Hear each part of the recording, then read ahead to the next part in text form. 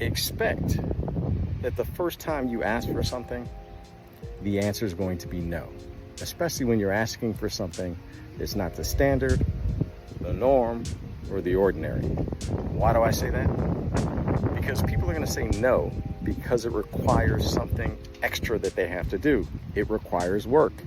If you go to any government office and you ask for something that's not standard, they're always going to tell you no, right? Because that's the easy way.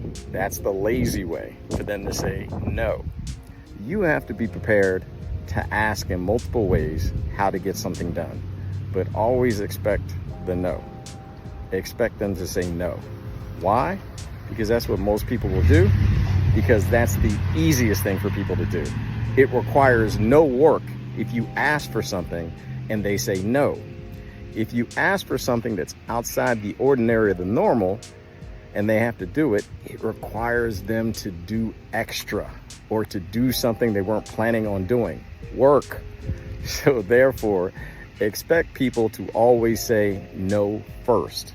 What you have to be prepared to do is have other questions as backup, other ways to logically apply what you're trying to get with that person, and ask, is there any way I can get that?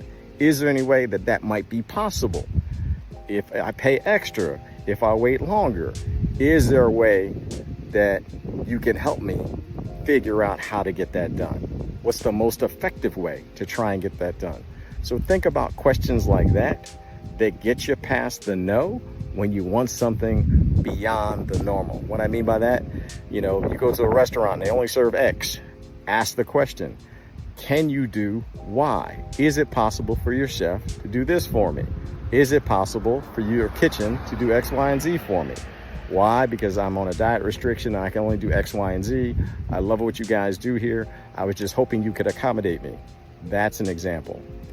But don't take no as the first answer that you get, and keep it and stay with it. Push to get beyond no.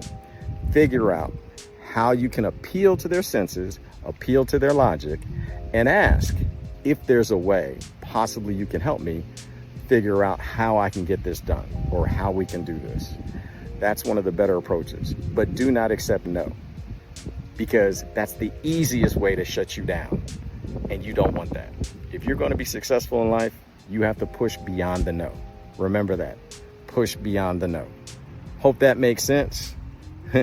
Talk to you guys soon.